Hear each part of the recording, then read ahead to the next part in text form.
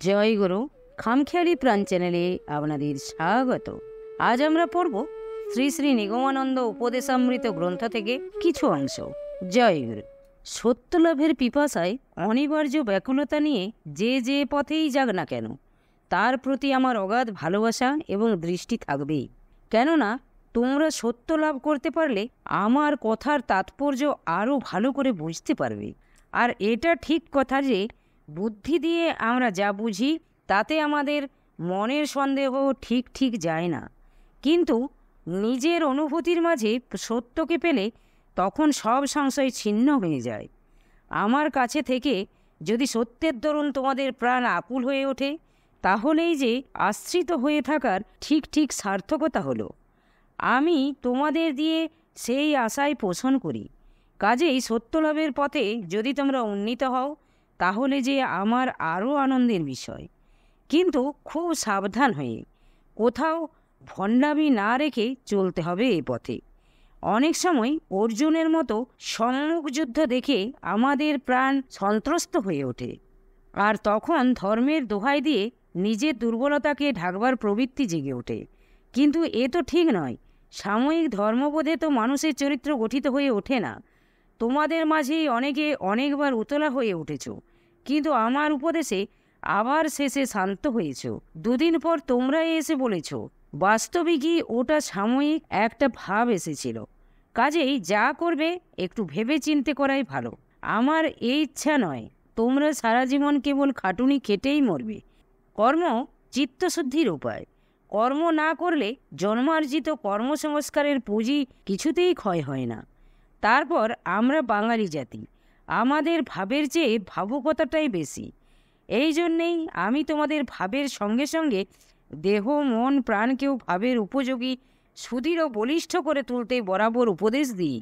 খাঁটি ভাব মানুষকে মনুষ্যত্বের পথে উন্নীত করে, আর ভাবুকতা মানুষকে পথভ্রষ্ট লক্ষ্যভ্রষ্ট করে দেয় শুধু। বৈদিক যুগে এত কঠোর নিয়ম সংযমের বিধি ছিল কেন? না ব্রহ্মকে, বিরাটকে, ভূমাকে উপলব্ধি করতে হলে সংকীর্ণ মন প্রাণ বুদ্ধিকে উদ্ধার করতে হবে বলে। আর ব্রহ্ম উপলব্ধির দরুন অল্পে অল্পে দেহ মন প্রাণ উপযোগী হয়ে ওঠে। এত বড় বিরাট ভাব ধারণ করতে হলেও দেহে মনে প্রাণে বজ্রদৃঢ় এবং হৃদয়ে সুকোমল হওয়া চাই। একসঙ্গে এই দুটো ভাবকে আয়ত্ত করা সুকঠিন। আমার কাছে অনেকে অনেকের অনুভূতির কথা বলে একেবারে আনন্দে আত্মহারা হয়ে যায়। শুনে আমিও আনন্দ পাই, কিন্তু দুঃখও হয় এইভাবে যে এইটুকু পেয়েই ওরা এত উল্লসিত হয়ে উঠেছে। ওদের আধার এতই অল্পে পরিপূর্ণ হয়ে ওঠে। সাধনা দ্বারা দেহ মনকে বলিষ্ঠ করে তুলতে পারলে বড় বড় ভাবকে হজম করা যায়। তা না হলে ভাবকে ধারণ করতে না পেরে অনেকেই দিশেহারা হয়ে যায়। আমি এমন অনেককেই জানি যারা নিজেদের অপরিশুদ্ধ আধারের দরুন কৃপাকে হজম করতে না পেরে শেষে লক্ষ্যভ্রষ্ট হয়ে গিয়েছে। কাজেই কর্মের প্রতি তোমাদের এজন্যেই আমি এত জোর দিতে বলি।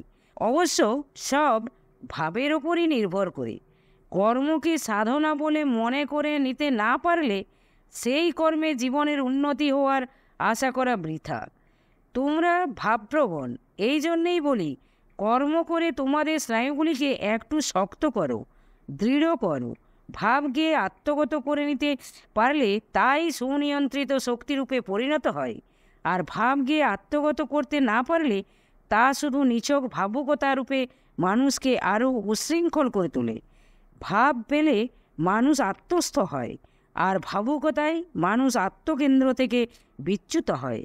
শুধু উপদেশ হিসাবে আমি তোমাদের এই কথাগুলো বলছি না, এ আমার উপলব্ধির কথা, অভিজ্ঞতার কথা। কাজেই আমার দৃঢ় বিশ্বাস এ কথাগুলিতেই সকলের প্রাণকে স্পর্শ করবে। কর্ম না করে, সাধনা না করে যে যতই ভাব পেয়ে লাফিয়ে ওঠো না কেন, সে ভাবের স্থায়িত্ব মোটেই নেই। তোমাদের জীবনের কতটুকুই বা তোমরা জানো?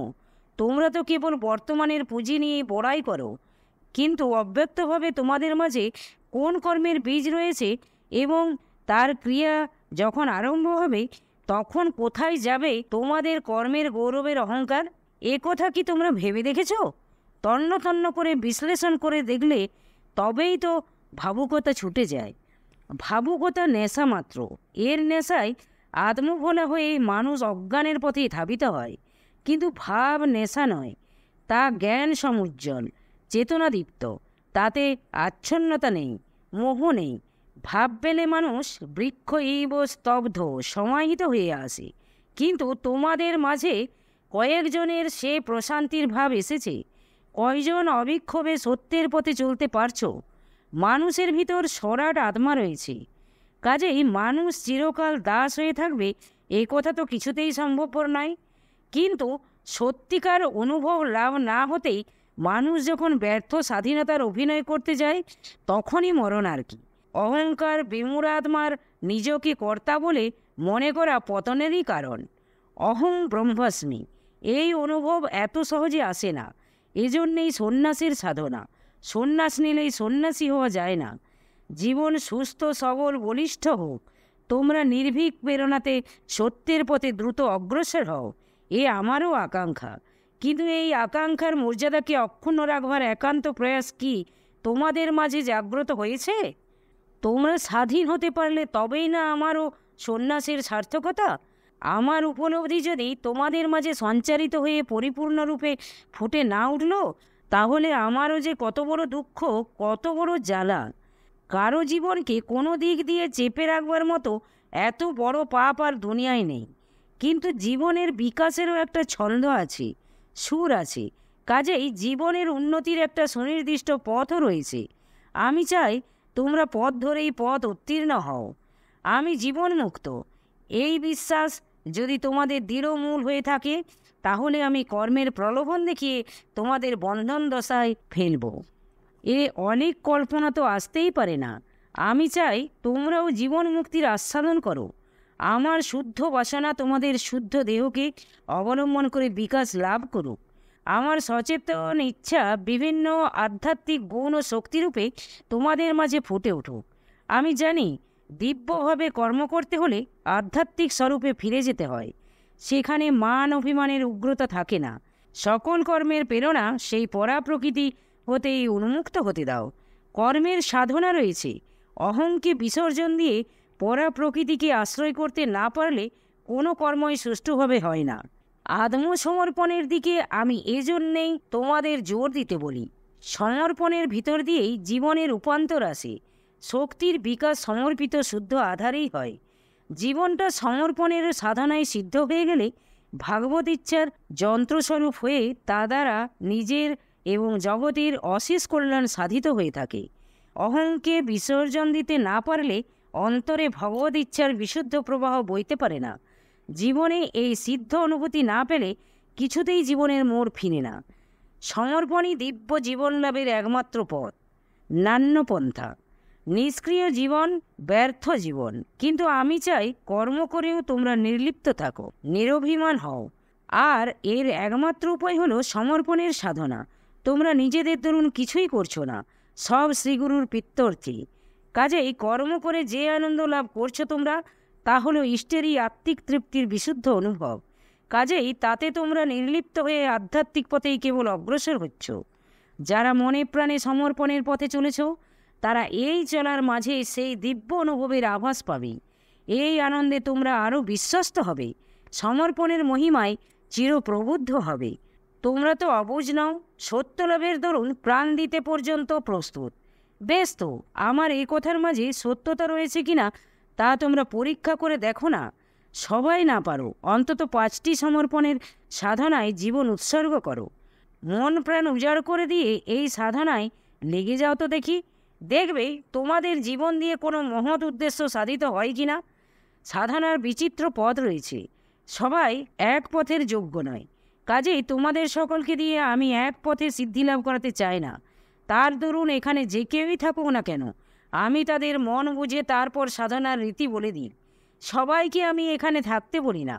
কেউ কেউ আমার উপদেশ নিয়ে অন্যত্র গিয়েও সুফল লাভ করেছে। কিন্তু এখানে যারা থাকতে চায়, তাদের প্রথমেই আমি বলি, বিশ্বাস এবং নিছক সমর্পণের সাধনা অবলম্বন করেই এখানে পড়ে থাকতে হবে। যারা থাকে এই বিশ্বাস নিয়েই থাকে। আমাকে কেউ দোষ দিতে পারবে না। আমি কাউকে জোর করে প্রবৃত্ত করাতে চাই না। আর এ আমার সম্পূর্ণ মতবিরুদ্ধ। এখানে যারা রয়েছে স্বেচ্ছায় সমর্পণের পথে জীবন উৎসর্গ করবে বলেই, কাজেই কিছুমাত্র আকাঙ্ক্ষা না করে নীরবে আত্মতৃপ্তি নিয়েই এখানে থাকতে হবে। তোমাদের নির্মম হতে হবে। হয়তো এই জীবনে সিদ্ধিলাভ নাও হতে পারে। একটা জীবন না হয়ে মহৎ উদ্দেশ্যে সিদ্ধির দরুন বিসর্জনই হলো। সমর্পণের সাধনায় যারা সিদ্ধিলাভ করতে চাও তাদের নির্ভীক হতে হবে সকলের আগে। আদর্শকে আজীবন অক্ষুণ্ণ রাখবার দরুন বজ্র দৃঢ় সংকল্প নিয়ে সাধনায় তন্ময়ী হয়ে যেতে হবে। ব্যষ্টি ইচ্ছার বিলয় না হলে সমষ্টি ভাগবত ইচ্ছার বিকাশ হতে পারে না। এই জন্যই তোমাদের বলি, তোমরা দেহে মনে প্রাণে নিরহংকারী হও। অহংয়ের বিন্দুমাত্র গন্ধও যেন না থাকে। আর এ সাধনায় সিদ্ধিলাভের পথও একমাত্র নিষ্কাম কর্মসাধনা। এখানে যারা কর্ম করছো তারা বলো তো দেখি, কর্মের কোনো শক্তি তোমাদের মনে বীজ স্বরূপ থেকে যাচ্ছে কিনা? যদি বীজ থাকে তাহলে যেন তোমাদের কর্মের কোথাও না কোথাও অহংয়ের অভিমান ছাপ মারা রয়েছেই। সাহস না থাকলে সমর্পণ হয় না। জীবনকে স্বেচ্ছায় রূপান্তরিত হতে দেওয়া সকলের সাহসে কুলায় না। কেউ কেউ ভয় করে, এতে বুঝি আত্মবিলোপ ঘটবে। কিন্তু মুক্ত আত্মার আশ্রয়ে যে বদ্ধ আত্মাও মুক্তির পথই শীঘ্র খুঁজে পায়, এ কথা কেউই মনে করে না। সমর্পণের লক্ষ্যই হলো আত্মার দৈবী প্রকাশের পথকে নির্বিঘ্ন সুপ্রশস্ত করে দেওয়া। নিজের অহংকার অভিমান অর্থাৎ তামস প্রকৃতি হতে যা সম্ভূত তাদের বিনাশ করা। যাদের মানিন্য বেশি তাদের যোগ্য হতেও বেশি সময় নেয়। আত্মানুভব আর আত্মাভিমান এই দুটো কথা এক নয়। এক পথ প্রশান্তির পথ, যোগের পথ, আর অন্য পথ উগ্র স্বেচ্ছাচারিতার পথ। সত্যলাভের পিপাসা যথার্থই যার ভিতর জেগেছে তার প্রধান লক্ষণই হলো যে সে বিনীত, তার ভিতর অনির্বাণ আকুলতা। তোমরা সত্যলাভ করবে বলেই আমার এখানে রয়েছ। সত্যলাভের পিপাসা যাদের মাঝে জাগবে তারা কি আমার প্রতি বিরূপ হবে? কেন? আমি কি কারো যথার্থ আকুলতা বুঝি না? মুক্তির পিপাসা জাগলেও আমি তোমাদের কথার ছলনায় ভুলিয়ে রাখবার চেষ্টা করব। বরঞ্চ আমি তোমাদের সেই সুযোগ দেবার দরুনই অপেক্ষা করে বসে আছি। তোমরা চিত্তকে বিশুদ্ধ করো, যথার্থ সত্যের দীপ্তিতে তোমাদের অন্তর পুলকিত উদ্ভাসিত হয়ে উঠো। জয় গুরু, জয় গুরু। আজ এই পর্যন্তই। যদি আপনাদের ভালো লেগে থাকে তাহলে চ্যানেলটিকে সাবস্ক্রাইব করে সাথে থাকবেন। জয় গুরু, জয় গুরু।